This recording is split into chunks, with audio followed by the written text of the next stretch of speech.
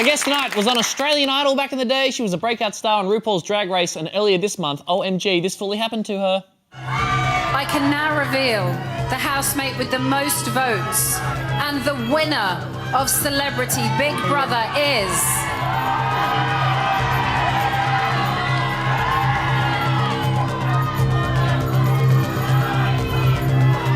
Come on, hurry up!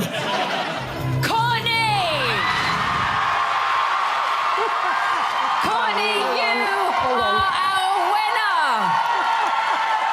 She's back in Australia touring her show Under the Covers, and to celebrate Mardi Gras 2018, would you please welcome the one and only Courtney Act?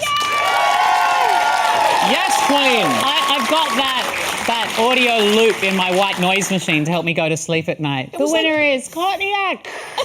You just listen to that? The gap between it was like 30 seconds or something. I know. Insane. But congratulations. Thank you. It was down to you and Anne Widdecombe. That's what we Yes. saw in that clip. Now, she is like the British Bronwyn Bishop.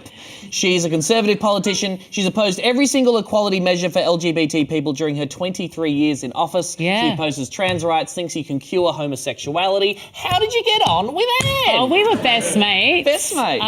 No, it was really fascinating because Anne was kind of like your bigoted grandma at Christmas dinner that you knew you had to get along with because you were going to be living with her for a month, and there was some conversations, but the cool thing was that we actually had conversations. Nobody resorted to calling anybody names. She did call me a tart and a chav and a tramp. Apart from that, though? Apart from that, we had a lovely time. Did she change? Did her perception of queer people change at all after meeting you? You know what? She has been in Parliament for 23 years. She had been. She knows how to make her arguments. She knows what her points are, and she sticks to them. So any conversation that we had didn't really go very far. But what I did try and keep in my mind is that whilst Anne's opinions wouldn't change, perhaps there were some people watching at home who'd hear two different sides of a story and make up their own mind. There's another amazing interaction here with India Willoughby. She's a transgender newsreader, first transgender person to read the news in the UK. Now, she considers drag to be a form of blackface, basically, and she's not quite a fan of the whole drag situation. How did you go talking to India and confronting that issue? Well, yeah, India's got a dragophobia, which is interesting. You know, the thing for India is that I put one of the straight housemates in drag, Andrew, my bromance.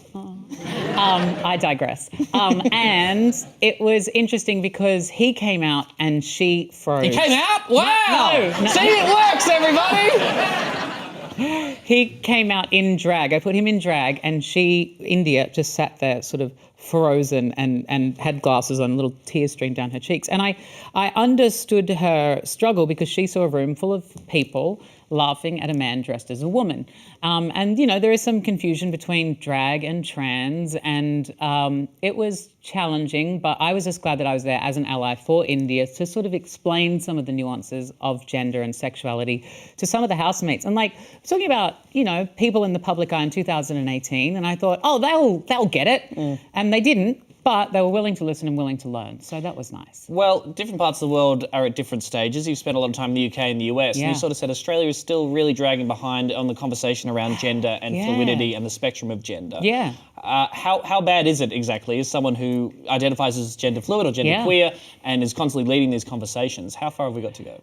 You know what? It's interesting. I love Australia. It's a wonderful place. But going to the UK and just seeing, like, we're flat out having a person of colour on Ramsay Street, let alone having, like, an inclusive and diverse conversation about gender. And in the UK, they have got, like, for decades, there has been gender diversity and sexuality diversity and racial diversity in pop culture, and that just filters through into the zeitgeist. And I think that, you know, I love Mardi Gras because it is that time of year where everybody leans in a little bit more and gets a bit interested in all things LGBTQIQA. And it's nice to sort of have that. But I think the conversation needs to continue beyond that and start having, you know, more nuanced conversations and more celebration of gender and sexuality diversity in our pop culture. Well, great response. Thank you. What is your go-to Mardi Gras memory? Oh, wow. Well, my first Mardi Gras, it was in the year 2001. I decided that I was going to go in drag that day. And like all good drag costumes, it came together with a hot glue gun and a trip to Lincraft. I bought a nude bra, a nude G-string and some leaves and some glitter, like plastic leaves, not real ones, because they would have been wilted by midnight.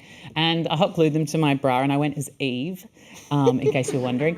But what happened is that at some point during the night, which became the morning, the sun was up, and I found myself, they have these big fences. It's over at what was Fox Studios, where families would come by day to go on rides and see things that were like the two attractions that were at Fox Studios, let's face it.